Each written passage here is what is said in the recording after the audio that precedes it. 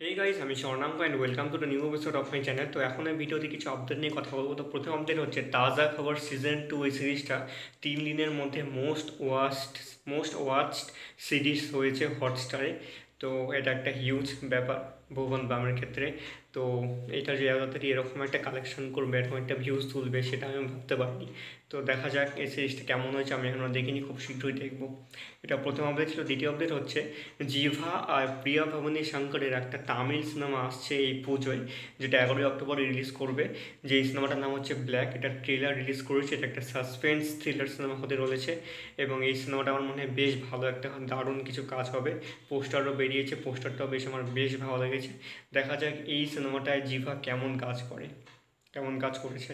এটা দ্বিতীয় আপডেট ছিল। থার্ড আপডেট হচ্ছে একটা নতুন আপডেট এসেছে ইমরান হাশমিকে নিয়ে। তো ইমরান হাশমি নেটফ্লিক্স এর সাথে একটা নতুন সিরিজ করতে চলেছেন, যেটা নীরাজ পান্ডে ডিরেক্ট করবেন।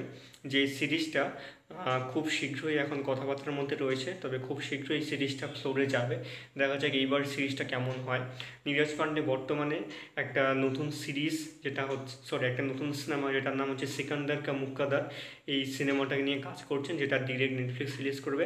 এবং আরও একটা পপুলার হটস্টারের সিরিজ স্পেশাল অপসের সিজন 2 নিয়ে কাজ করছেন, যেটা শুটিং শেষ হয়ে গেছে কিছুদিন আগে, মানে কিছু মাস আগে।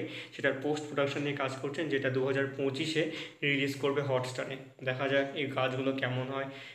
নীরাজ পান্ডের পরপর তার হেভি হেভি সব কাজ একদম পুরো লাইন আপে দাঁড়িয়ে আছে। তো এই ছিল আজকের আপডেট। কেমন লাগলো অবশ্যই কমেন্ট করে জানিও। ভালো লাগলে চ্যানেলটিকে সাবস্ক্রাইব করে দিও।